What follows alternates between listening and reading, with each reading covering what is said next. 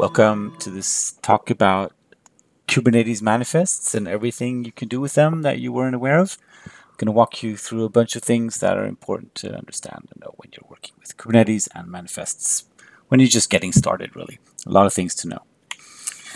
I'm going to be showing you, do a little bit of a demo as well, but first of all, just going through 101, what is a manifest? Talk about the manifest lifecycle, talk about how to create manifests and validate them, talk about templating tools and just tooling in general, and some best practices at the end to round things off. Hope that will be valuable to you. I have with me the ever lovable Kubernetes mascots here to the right. Say hello to them and let's jump on straight in. So first of all, what are Kubernetes manifests? And if you've worked with Kubernetes, I'm sure you know what they are. If you haven't, now you know. Basically, Kubernetes, any object that you want to create in your Kubernetes clusters, you have to specify a manifest that defines the state of that object. These manifests are either in JSON or YAML format. A file can contain multiple objects defined, and once you've defined the object, you apply it to your Kubernetes cluster, and then Kubernetes will do all its magic and create those corresponding objects for you. So straightforward, a manifest is a YAML or JSON file. It can work with any editors, of course, that can work with those kind of files. Basic structure of a manifest, as you can see here, very straightforward. This is a YAML example, and generally people mostly use YAML, although JSON is valid.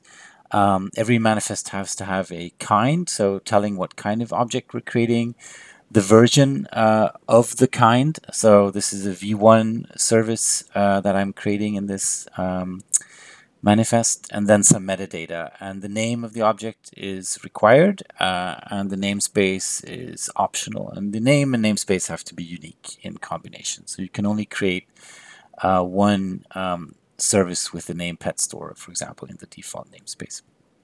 You could have a pet store service in another namespace, but you wouldn't be able to have two pet stores in the same. So good to be aware of. And then you can also add other metadata. You don't see them in here, like labels and annotations commonly added by tooling like Helm or other tools that you might use. Can also be helpful just for your own sake to organize your objects when they're in your cluster. And once you've kind of passed that initial block of YAML, coming to the actual meat of the YAML file or the manifest is what's called the spec or the specification. It could be also data in some objects. This specifies the actual properties for the object that I want to create. So here you can see this is a service listening on port 80 and targeting port 8080.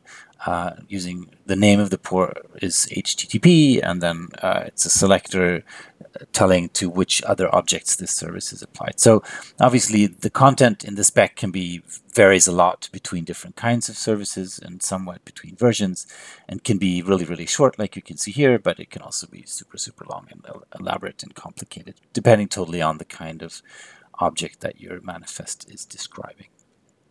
So important to understand API version and kind, and since those are used to kind of define the schema or the content of the manifest, as we already mentioned. So based on the kind and version, that's where you know kind of which properties and maps and arrays and enumerations, all things you can use to define the state of your resource. And the actual schema language is used underneath to define and validate those properties or specs is derived from OpenAPI 3.0. So it's JSON schema with some limitations. You can read about this on Kubernetes.io, obviously. One thing to be really aware of here is that this shouldn't be confused with the version of Kubernetes itself, right? So currently, I think Kubernetes is at version 125, or could it be 124? I don't remember. That version supports multiple versions of the actual object. So for example, the cron job kind, you can run either API version 1 or version 1 beta 1, which is an older version. But you need to keep track of this, of course. If you're using v1 beta 1 for your cron jobs and you're about to update to Kubernetes 1.25, that no longer supports that version. So you need to be on top of these versions, and obviously always try to use the latest version.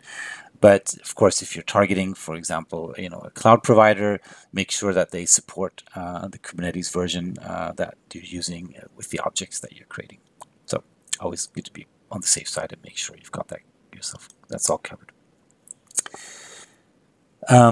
Obviously, many of these objects in Kubernetes don't live by themselves, right? They refer to other objects. It's very common with kind of references between objects. So three most common types of references are just by name. So you can, for example, here you can see a config map ref. So this is referring to a config map with this name. Another more complex reference is what's called an object reference. So this not only by name, but also by kind and API group. So this role ref here could be referring to other kinds of objects in other API groups, whereas this ref here is always locked to a config map with the current version. Selectors are also very common. We saw a service previously. Here's another one. This service applies to any object that has this label defined, so app kubernetes.io/name with this value. So this is a way of us applying or creating references of one-to-many, right? So this service would apply to any object having these labels. So it's a powerful way of kind of referencing more than one object and creating more complex dependencies between objects. Also good to be aware of, obviously. The status of your object. So when you're working with your object locally, it doesn't have a status because it's not deployed in Kubernetes. And as soon as you deploy your manifest to Kubernetes, Kubernetes itself is going to add a status property to your YAMLs or to the manifest. And I'm going to show this in a little while, kind of showing you the current state of the object and any events kind of related to the object in your cluster. So good to know that if you kind of look at the manifest that's you have locally, maybe that you created, and then the manifest that's actually running inside your cluster, you're going to see some differences there. It's just because Kubernetes could apply some transformations and add some additional metadata, but it'll also add status metadata that kind of lets you know, kind of keep track of the object if you were to look at the manifest itself. And this is not added for all object types. Once again, you have to play around or read the documentation to figure out kind of what values and properties are added for which types of objects. So trying to kind of drill this into a life cycle, because we all love life cycles, is usually you start by creating your manifests using some tools, or get back to tooling later. You edit them, you do validation, I'll get back to that soon. And once you're kind of happy with what you've created, you apply the manifest files to your Kubernetes cluster. And then what Kubernetes does is it takes the manifest and then it tries to, using its internal objects and logic, which I'm not going to go into, create the corresponding object in your cluster, and then in line with how you've defined it, right? And then there's a loop that can happen in cluster. So let's say the object isn't working as you desired, or you want to make some changes. You can do that directly by modifying the manifest in the cluster, and then Kubernetes will kind of update the state of the object accordingly. You can also, if you're a little bit more structured, let's say you made a mistake, whatever mistake, you might make that change out here to the left and then reapply the Kubernetes, the manifest to your cluster, which makes a little bit more of an auditable workflow lifecycle. But usually hotfixing is something that you'll end up doing, at least initially, while you're getting to grips with Kubernetes. And at the end, you'll delete the object from, you might at least delete it from Kubernetes, and then of course the manifest will be removed as well. Not a super complex lifecycle, but good to understand the relationship between your local files containing the YAML JSON and then the actual object you generated and created inside the cluster when you apply those files to Kubernetes. So creating and editing manifests is a straightforward thing, right? You can use any editor, obviously. You can copy paste from other manifests, which of course is maybe not the best way to do it. Well, but it's a very productive way of getting things started. And there's a lot of examples out there. So it's a good way to get started. And there's a lot of plugins and code snippets and generators and wizards and stuff online. And there's plugins to your IDEs to help you getting started with your manifests. The easiest way maybe is to use kubectl, which I'm guessing or hoping you're aware of. Kubectl is the command line tool for Kubernetes, and there's a simple command that you can use to generate basic manifests for different types of objects. I'm going to show you this in just a little while and walk you through kind of the whole thing, just to see how that works. Finally, not finally, but let's talk a little bit about validating. Super important to validate your manifests. Obviously, syntax validation, you want to make sure that your manifests are valid YAML or JSON. Schema validation, you want to make sure that you've defined the right properties, and the properties have, values that are in line with the type of properties that they are, and otherwise, obviously, Kubernetes is not going to be able to handle the manifest when you apply it. Even though it might be a valid YAML, it might not be a valid schema.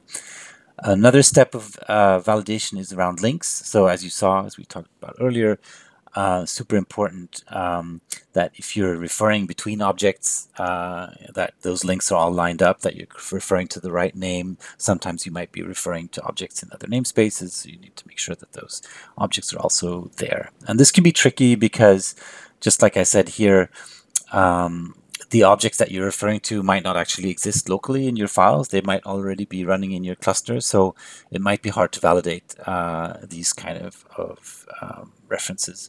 Also, some references, as you can see here, can be optional. This is depending on the schema of your object. So, for example, there's a secret reference here, which is not optional, so this actually has to exist. Others references can be optional, so you won't see any errors. You might get a warning, at least depending on the tooling you're using, if that reference is not satisfied. But once again, it's definitely something to check, and this is a common cause of spending a lot of time figuring out why things didn't work, and just because you might have misspelled some link reference to some config map, and it can take a while to figure it out. The error messages you get from Kubernetes are not always super helpful, and it can take a while to figure out why these things didn't work. So if you can use some tool initially to validate these references, that can help you save you a lot of time. And then finally, policy validation. Policies are another kind of rule set on top of the first three here, and this can be policies related to performance, to resource allocation, to security, networking, etc. Or like just local, you might have policies defined by your teams around naming, around labeling, around the things that are applicable more to your project than at a Kubernetes level or general level. And a common technology used to validate manifests is called OPA, Open Policy Agent. It's used by a lot of open source projects out there to validate Kubernetes configurations. And these policies can be applied either before you deploy, right? So in your editor, which is the best place to do it because that'll save you most of the time fixing those issues. But it's also pretty common to have some kind of gate or validation in Kubernetes that just makes sure that you're not deploying things that don't align with your policies, which is still super helpful, right? But it's a little bit late in the process because then you'll have to kind of go back and make changes and redeploy, etc., etc. OPA uses a language called Rego, which is straightforward. It's not a super complex. Oops, sorry about that. Construct. And as I said, this could be used to validate anything related to resource, right? Name, networking, resource allocation, best practices, etc. I'm going to show you in just a little while what these policies can kind of look like. And there's a lot of them available online on GitHub, and there's also a nice VS Code plugin available if you want to create your own and debug your own policies. So you can really piggyback off what a lot of the existing open source tools have done, but then adapt those policies to your needs that you might have in your team. Okay, finally, you've created your manifest, you've validated them, and now you're ready to deploy. And usually deploying is something you might initially do manually, right? You're using kubectl or Helm or Kustomize. Eventually, you're going to look into maybe automating that using CI/CD or even a GitOps approach. GitOps meaning that you manage all your manifests in Git, and then you have a tool like Argo CD or Flux that constantly makes sure that the state that you've defined in Git is actually the state that your cluster has, which is a super nice approach, but it's a bit of a maturity curve to get there. It requires that everyone's on board, so maybe that's not where you should start, but it's definitely a great endpoint to aim at. Okay, enough talk. Let's have a quick look. I'm going to use a couple of tools just to demo a little bit here. So I'm going to start by just using a kubectl command to create a very, very simple Nginx deployment. And I'm going to use a tool called Monocle, which is a free open source tool, to have a look at that. So you can see here, created this Conf42 YAML. It contains one deployment. Let's hide the file explorer. This was the YAML that was created. You can immediately see here that there are some errors by the generated generated YAML. So let's just remove those because null is not a valid value by the schema. So this was the schema validation kicking in. And you can see here there's a reference to an image, the Nginx image. You can also see that by default,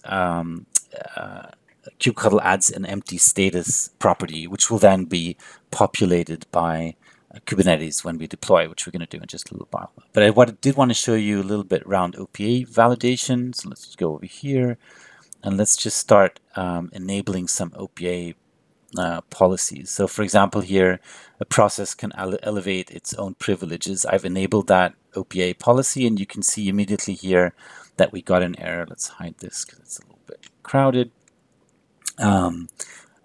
So you can see the error message saying that this process can elevate its own privileges, and there's actually a recommendation that we should set security context allow privilege escalation to false in our containers. So let's see if we can do that.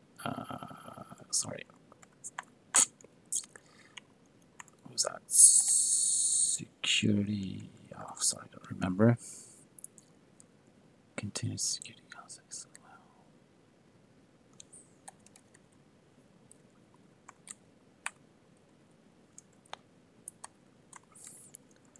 And set that to false.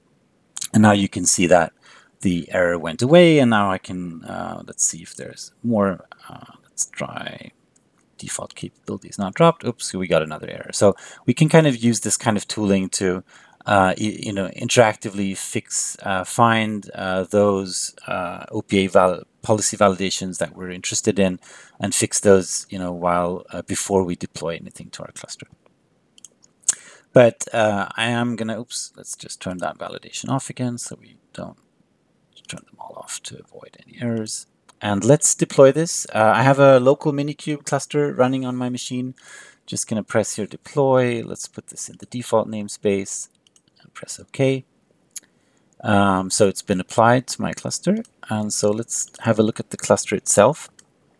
So you can see here is the actual object, the Nginx deployment. Let's just filter on the default namespace. So this was the object that was applied to Kubernetes, my local Minikube cluster. And as you can see, there's a lot more in here now than the initial manifest that you saw. And it's so Kubernetes has added a lot of different things. You can see that this property that we set to false is here, but it's also added the status property that I mentioned earlier on. So this is kind of what our object now looks like when it's running in Kubernetes. Well, obviously very different from the YAML that we had defined outside Kubernetes that we can see here. Okay, great. So we were able to create the manifest. We did some validations, fixed some OPA validation errors, deployed it to Kubernetes, and then connected to our cluster, and saw that everything seemed to be up and running. All good. Let's get back here. Next step is to talk a little bit about templating.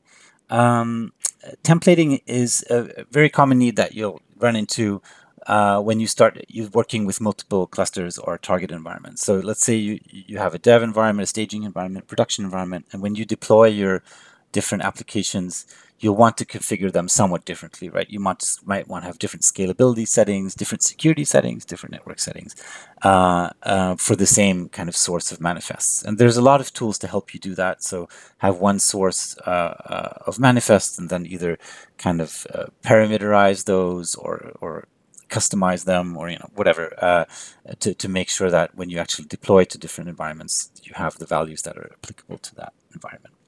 So YAML, there's the YAML native approach, which is customized. I'm going to show that in a while. Is very close to, it's built into kubectl, so it's a very native way of doing things. Helm, JSON Helm is super popular, which uses a more custom templating language based on Go templates. There's a couple of frameworks to actually instead of writing YAML, you write code, and then that code generates your YAMLs for you, similar to like Terraform would generate infrastructure. You can use things like K8s or Decorate to write code to generate manifests, and then of course you can use all code-related constructs that you might be, happy to use when you're writing code. And there's also abstraction layers like Acorn and others to help you to kind of provide a higher level of abstraction that would then get converted, of course, to manifests before they are applied to Kubernetes. So ultimately, all of these result in a YAML or JSON manifest that is applied to Kubernetes. They just help you do those in different ways, and whatever works for you and your team, and what you think is best is always a good start. Talk a little bit about Kustomize. Kustomize basically works by using asking you to define the set of base manifests, like the one that we looked at, and then defining overlays or patches specific for a target environment. So I might have a base setup, a deployment for base setup, and then I might have overlays for dev and production environments where I might have different replica counts or different security settings or namespaces or whatever. And then Kustomize, when you apply to your cluster Kustomize, you tell Kustomize, okay, I want to use the production overlay, so it'll overlay the configuration in production over your base configuration, and then take the result and apply that to your cluster. This is a very nice approach. It's YAML native, so any YAML tooling will work with it, and it scales fairly well. It depends on your needs. Helm, I'll mention that as well because it's so widely used and popular for good reasons. Helm uses a more custom templating language based on Go templates, and then packages those into what's called a Helm chart. And these Helm charts can contain not just templates, but also tests and a bunch of things that kind of turn into a package for an application. So Helm is a really nice way of kind of packaging your entire application and then helping others install that application. And then using what's called a values file, which once again is a YAML file, as input, you can parameterize those Helm templates. So a user would generally, use your Helm chart, create their own values file where they might specify, custom ports or custom namespaces or, whatever other ways you might allow your Helm chart to be configured. And then they apply those value files to your Helm chart, and then Helm can take, do its magic and take the output and apply that to Kubernetes. And these Helm charts are distributed through Helm repositories, and there's a bunch of them out there. So if you look at Artifactory or just search for Helm repositories, you'll find a lot, and you'll find that there are Helm charts for, all many common infrastructure tools like databases and web gateways and even Minecraft has its own Helm chart. I'd like to mention a really neat practice that's been coming up lately. It is about using Helm and Kustomize together.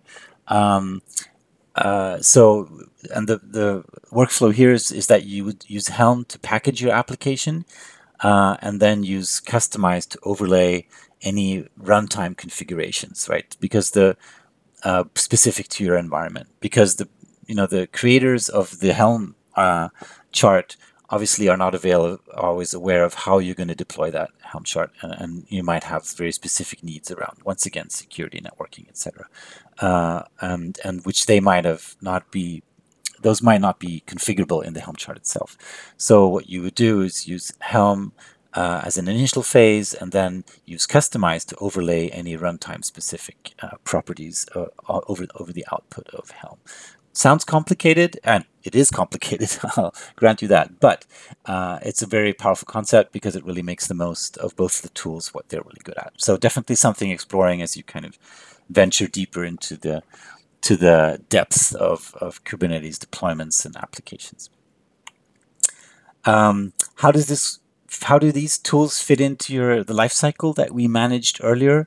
Let's just look at that here. So now instead of jumping straight from edit to validate, there's a phase where you will want to preview, meaning that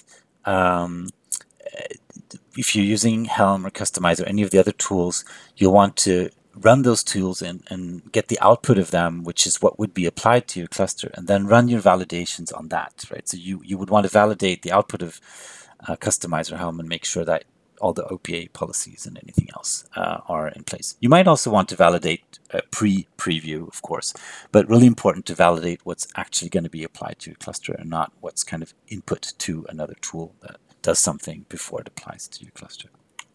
And I wanted to show that quickly, what that looks like. Let's jump back to Monocle. I'm going to go to a Kubernetes example repository, which has a Kustomize example. Let's just filter on that and have a look here. So there's here we can see, we can start with the file explorer. You can see there's a base folder here with a deployment, an Nginx deployment and an Nginx service. As you can see here, you can see also links between them marked out in here.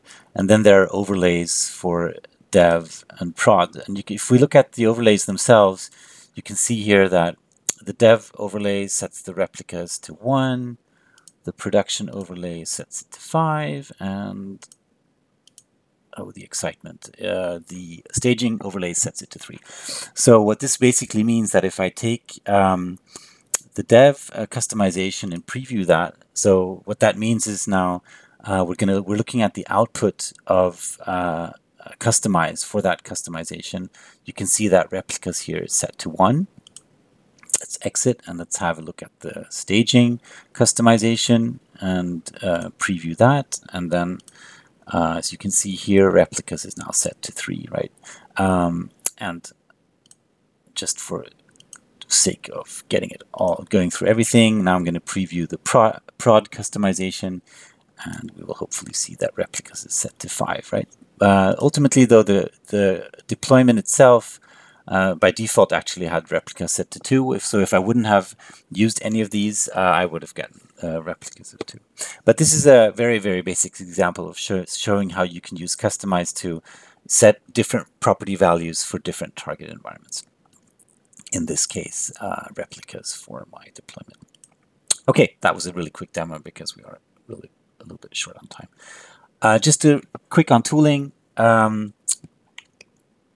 There's a lot of tools out there. Just to kind of break this down a little bit, here's the manifest lifecycle. We talked about these different phases, and then the object lifecycle in your cluster. Kubectl is great for creating manifests and for deploying them.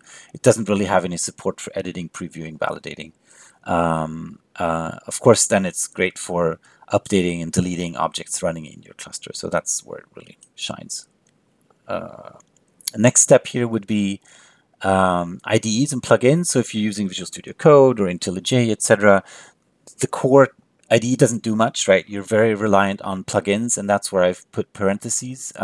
So if you kind of cobble together a bunch of plugins, IDEs can do most of these things for you, right? They can create, obviously, edit. That's what they're good at. Validation plugins. There's plugins for deploying. There's plugins for doing all these different things. The challenge here is that the plugins will maybe not always be very compatible with each other or up to date, etc., etc. And we're having some transition problems here, not an issue. Validation tools obviously are great at validating. Templating tools like Helm and Kustomize can help you create. They obviously do have support for previewing and applying to your cluster and creating and updating and deleting what's already running in your cluster. You might be familiar with tools like Lens or K8s or other cluster management tools. Great tools. They're very focused on working with Kubernetes itself. So if you have you're connecting to a cluster, you want to see what's running inside that cluster. They're not really geared at creating manifests, editing them, previewing, or validating them. They have some support maybe for applying Helm charts, for example, but a big gap if you're in the person that's authoring the pre-deployment phase of your applications. And then there's a more niche set of tools, Monocle, which I was showing earlier. You can call them Kubernetes IDEs or configuration management tools or whatever, but I think the the pros of these tools is that they try to support the entire lifecycle in a very productive and integrated way, right? So instead of having to cobble together all these things using more manual tools and CLIs, you can just use a tool like Monocle, which is basically a wrapper for all these common tools that you're already using with a nice UI. But once again, do whatever's best, what works best for you, and what feels most productive. Not trying to say anyone's better or worse than another. It's all up to you and the team. Finally, some best practices. First thing, understand manifests. I hope this talk helped you do exactly that. Always try to use the latest stable API version for your manifest, obviously in sync with the cluster that you're working with, targeting. Keep them simple. Don't add a bunch of default values unnecessarily. It's just going to be confusing for people to work with them.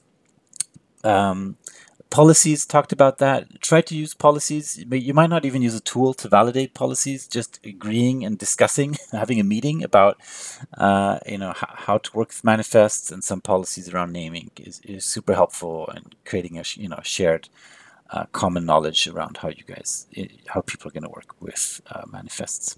Use templating tools, Kustomize, Helm, whatever works. Don't use them if you don't need them, because they do add a level of complexity. Validate manifests before you deploy. I know there are great tools for doing in-cluster validation, and many CI/CD tools can validate for you. From my point of view, that's a little bit too late. You shouldn't be deploying things that have errors, trying to deploy things that have errors in them. Try to deploy as early on in your process, similar to if you're using linting for your source code. That's something you do in your IDE, and preferably not as part of, or not only as part of like a CI process. That being said, you should automate validation as well, right? So you want to have the automated as more as a safety check, but try to do it early on because it'll save you a lot of time. And then finally, I really didn't talk a lot about GitOps. It's something I urge you to adopt when you've come far in your journey. If you've come through all these first 7 bullets and you're happy with that, then it's probably a good time to start using GitOps. GitOps is similar to maybe like adopting Agile. It's not something that just one person does. The entire team has to do it, and it does impose some constraints on your workflows. So be aware of those. Talk within your team to get so everyone's on board, and go for it, because it's really awesome. And that's it. All done here. Thank you so much for listening. Hopefully this was helpful. Please reach out to me at this email address or on Discord, or you can obviously find me in any Monocle related assets online. Thank you so much for listening. Goodbye.